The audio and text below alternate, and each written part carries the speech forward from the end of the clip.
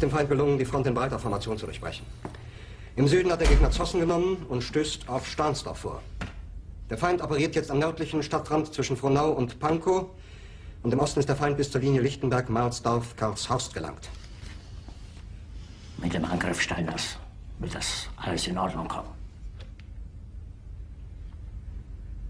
Mein Führer,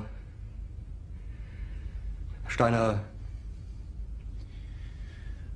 konnte nicht genügend Kräfte für einen Angriff massieren. Der Angriff Steiner ist nicht erfolgt.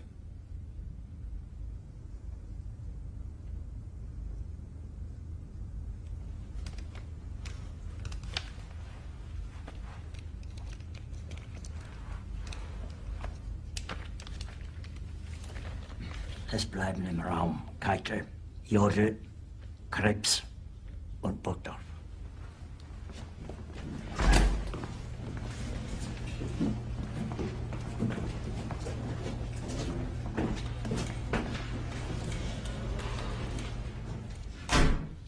Das war ein Befehl! Der Angriff Steiners war ein Befehl!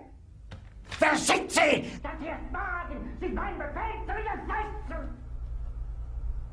So weit ist das also gekommen.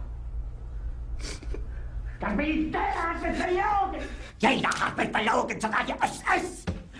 Die gesamte Generalität ist nichts weiter als ein Haufen niederträchtiger, treuloser Feiglinge! Mein Führer, ich kann nicht zulassen, dass die Soldaten, die für Sie verbringen... Nicht Feiglinge! Verreiter, Versager! Mein Führer, was Sie da sagen, ist ungeheuerlich. Die Generalität ist das Geschmolz des deutschen Volkes!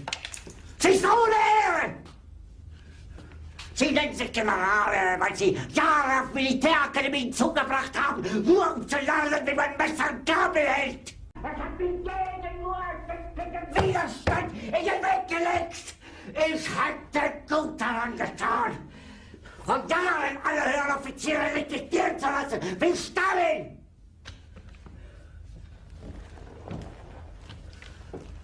Ich war nie auf einer Akademie. Und doch habe ich allein auf mich gestellt, ganz Europa erobert.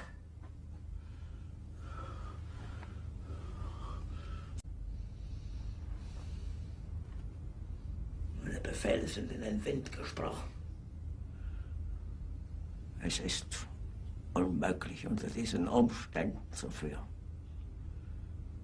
Es ist aus.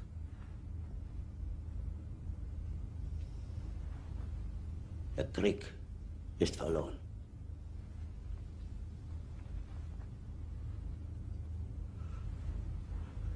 Aber wenn Sie, meine Herren, glauben, dass ich deswegen Berlin verlasse, irren Sie sich gewaltig.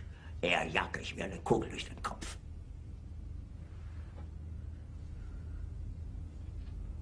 Tun Sie, was Sie wollen.